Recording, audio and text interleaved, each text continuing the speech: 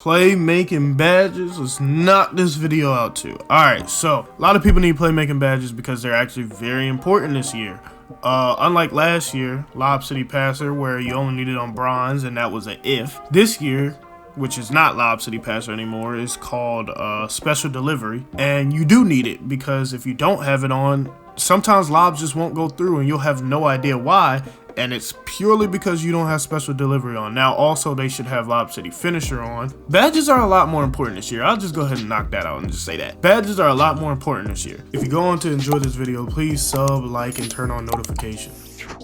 So all of the playmaking badges in the category, when you read the descriptions, should be useful. It's always been that way, but they weren't. Well, now we know, okay, these are useful. We do need these. Let's use them. So that's where we're at with the playmaking badges. So a lot of people are realizing they need more than they had. I also ran into that. I had 10 because I used to use 10. I need more. So I made a new build. I get 14 now. Could I use a little bit more than that? I wouldn't mind, but I have 14. So that's where we're at with the badges. And so yeah, first things first, obviously takeovers. If you're making this build new, fresh, I would say takeover wise, your primary takeover should be maybe playmaking if you have it, because a lot of people don't have playmaking. You gotta have a lot of playmaking up to have the playmaking takeover option. So a lot of people don't have that. If you have it, obviously use that. If there's some type of dimer playmaking or something like that, I have no idea because I can't see them. I haven't seen them yet. But if there's some type of dimer playmaking badge or something like that,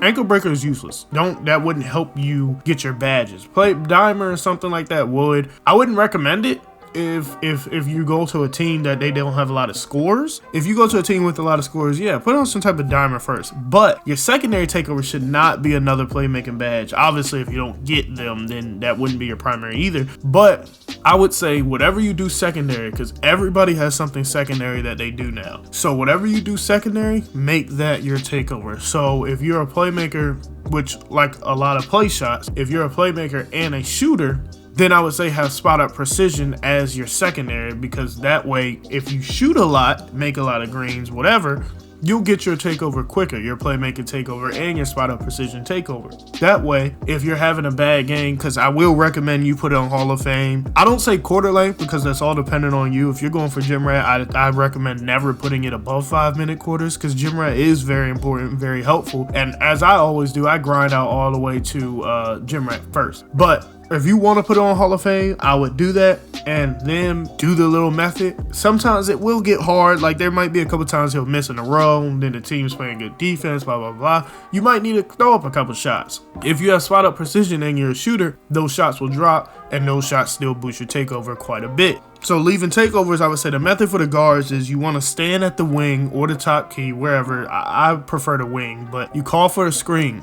Once you let him set up for the screen and let the defender set up into the hedge. They always set up into a hedge for some reason. And the other people on your team spread out into like kind of an ISO formation. Tap L1 again to make the center cut in, and then you immediately pass it to him. Now here's the thing. You can tap L1 and then immediately press X. He'll catch it, he'll dunk it, lay it up, something like that. However, you can go for the extra points and throw the lob, but I wouldn't advise that unless you have a lot of pass accuracy and you have your special delivery up. Whereas I only had bronze special delivery, and my pass accuracy right now at base is 68, and half of them they catch, half of them they don't, which made me start feeling like I'm losing out on points because they'll catch all of the regular ones. So it's either you give them all regular ones and get your, well, I'm not starting yet, so right now I get like 10, 12 assists off of all regular passes, or I get like 6, 7 off of alley-oops. I didn't check it, I didn't compare it, but at the end of the day, I'm assuming that's the same amount of points. Now, if you want to test it yourself, that's not a bad idea. See if it's more steel to do the lobs. If that's the case, I would just throw lobs every time, but I'm assuming it's the same amount of points. The methods for the center,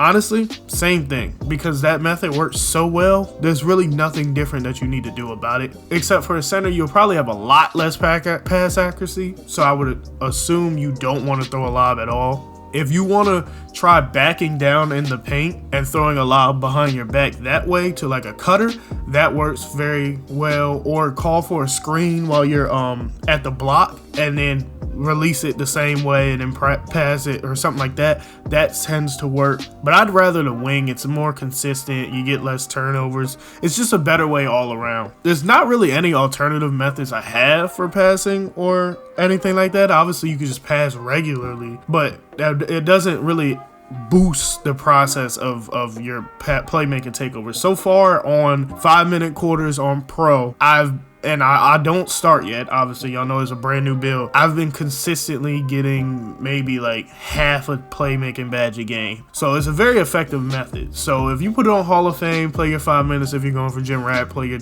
10 to 12 minutes. If you're not, I would say you'd probably get a badge a game. If you want to check out my last video, I just did shooting badges. Pretty much the same format, same method. Or well, it's not the same method, but it's the same format, same type of video. If you want to go check that out, that's over there. At the top, it should be in the card. And then if you like my videos, like it, share, subscribe, comment down below any video ideas that y'all think I should do next. And if you want my socials, it's itsGeeFazo, and we gone.